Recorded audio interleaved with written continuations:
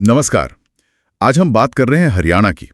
वहाँ पेंशन भोगियों और जो सामाजिक सुरक्षा का लाभ लेते हैं उनके लिए अक्सर जीवन प्रमाण पत्र जमा करना एक बड़ी जद्दोजहद होती है। बिल्कुल, खासकर हमारे बुजुर्गों के लिए दफ्तरों के चक्कर लगाना, वो भी हर साल, आसान नहीं होता। जी, ये एक जानी पहचानी समस्या है। लेकिन अब सुनने में आया है कि हरियाणा सरकार कुछ नया ला रही है, एक फेस ऐप। हाँ, बिल्कुल।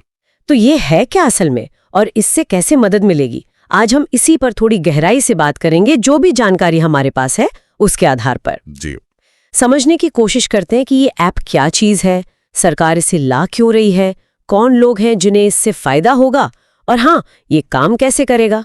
तो सबसे पहले ये फेस ऐप, ये है क्या? मतलब नाम से तो लग रहा है चेहरे से जुड़ा है कुछ। हाँ, आपने सही पकड़ा। ये मूल रूप से एक मोबाइल ऐप है। इसकी मदद से लोग अपने फोन का इस्तेमाल करके, मतलब फोन के कैमरे से चेहरा पहचान तकनीक के जरिए अपना जीवन प्रमाण पत्र जमा कर पाएंगे। अच्छा। जी, और ये खास तौर पर पेंशन भोगियों और सामाजिक सुरक्षा योजनाओं के जो लाभार्थी हैं उनके लिए बनाया जा रहा है। अच्छा, यानी अब दफ्तर जाने की जरूरत नहीं पड़ेगी, घर बैठे ही। बिल्कुल बिल्कुल, घर बैठे काम हो जाएगा। यही इसका मुख्य उद्देश्य है, सहूलियत देना। और ये कब तक आने की उम्मीद है, कुछ पता चला? हाँ, तो खबर ये है कि इस पर काम तेजी से चल रहा है। इसका जो परीक्षण है वो बिल्कुल आखिरी दौर में है। उम्मीद की जा रही है कि इसी साल अगस्त में पहले पंचकुला और अंबाला में इसे पायलट प्रोजेक्ट की तरह शुरू किया जाएगा। Pilot project? अच्छा जी। और अगर वहां सब ठीक रहा, जैसा कि उम्मीद है, तो फिर इसे राज्य के बाकी 20 जिलों में भी लागू कर दिया जाएगा। अगर ये पूरी तरह लागू हो जाता है तो सोचिए, हरियाणा में करीब 36 लाख से ज्यादा लोगों को इसका सीधा फायदा मिल सकता है। 36 लाख, ये तो बहुत बहुत बड़ा नंबर है। जी हाँ, काफी बड़ा है। अच्छा, तो ये ऐप सरकार इसे ला क्यों रही है? मतलब अचानक से सिर्फ लोगों की सहूलियत के लिए, या इसके पीछे कुछ और भी वजह है? देखिए, सहूलियत तो एक बहुत बड़ा कारण है ही, इसमें कोई शक नहीं। लेकिन हाँ, इसके पीछे कुछ और भी अहम वजहें हैं। पहली वजह तो है सरकारी रिकॉर्ड को ठीक करना, अपडेट करना। सरकार चाह रही है कि सभी विभागों का डेटा, खासकर उन लोगों का जो परिवार पहचान पत्र योजना से जुड़े हैं और आर्थिक लाभ ले रहे हैं। हाँ, वो पीपीपी वाला। जी बिल्कुल, तो उनका डेटा ऑनलाइन हो और बिल्कुल ताज़ा हो, अपडेटेड रहे। ये ऐप इसमें मदद करेगा। और दूसरी वजह, जो शायद ज्यादा जरूरी भी है, वो है सिस्टम से उन लाभार्थियों के नाम हटाना जिनकी मृत्यु हो चुकी है। अच्छा, ये भी एक मुद्दा है। हाँ, ये एक बड़ी समस्या रही है।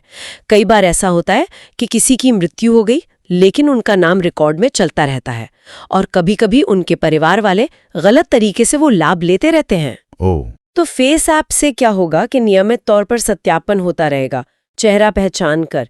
इससे ऐसे नाम सिस्टम से हटाने में मदद मिलेगी, और ये पक्का होगा कि जो सहायता है वो सही, जीवित और पात्र लोगों तक ही पहुंचे। समझ गया।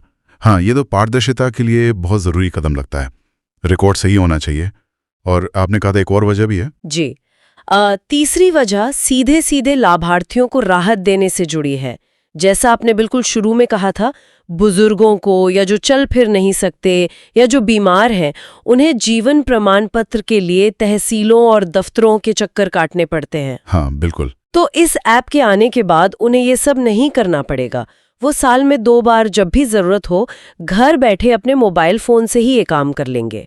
ये उनके लिए बहुत बड़ी सहूलियत होगी। ये तो सच में बहुत बड़ी राहत की बात है, खासकर उन लोगों के लिए जिनके लिए कहीं आना जाना ही एक मुश्किल काम है। अच्छा, क्या ये हरियाणा का अपना ही कोई नया विचार है, या कहीं और भी ऐसा कुछ इस्तेमाल हो रहा है? ये जानना भी जरूरी है कि ये मॉडल एकदम नया नहीं है।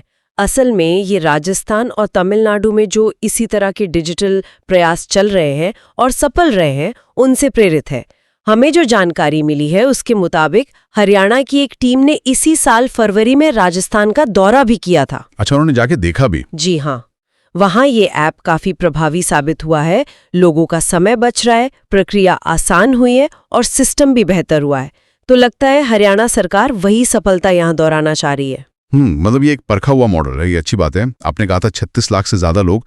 क्या हमें इसका कुछ अंदाजा है कि इसमें मुख्य रूप से कौन कौन लोग शामिल होंगे? हाँ, हमारे पास जो आंकड़े हैं उनके हिसाब से अगर देखें तो हरियाणा में करीब 22 लाख वरिष्ठ नागरिक हैं जिन्हें वृद्धावस्था सम्मान भत्ता मिलता है। 22 लाख बुजुर्ग। ठीक है जी। उनके अलावा लगभग 8,88,000 विधवाएं हैं और करीब 2,09,000 दिव्यांगजन हैं जो अलग-अलग पेंशन योजनाओं का लाभ ले रहे हैं। लेकिन बात यहीं खत्म नहीं होती।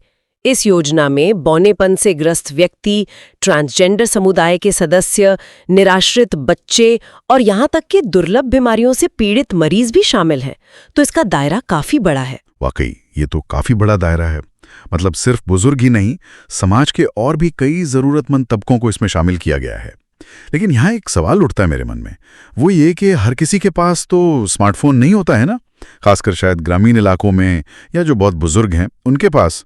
तो उनका क्या होगा? कहीं वो इस सुविधा से पीछे तो नहीं रह जाएंगे? ये चिंता बिल्कुल जायज है और लगता है कि सरकार ने इस बारे में सोचा है। जानकारी ये है कि जिन लोगों के पास स्मार्टफोन नहीं है उनके लिए कॉमन सर्विस सेंटर यानी CSC या जो स्थानीय सेवा कार्यालय होते हैं, जिन्हें अंत्योदय सरल केंद्र भी कहते हैं। हाँ, CSC सेंटर्स। जी, वहां जाकर इस ऐप का इस्तेमाल करने की व्यवस्था की जाएगी।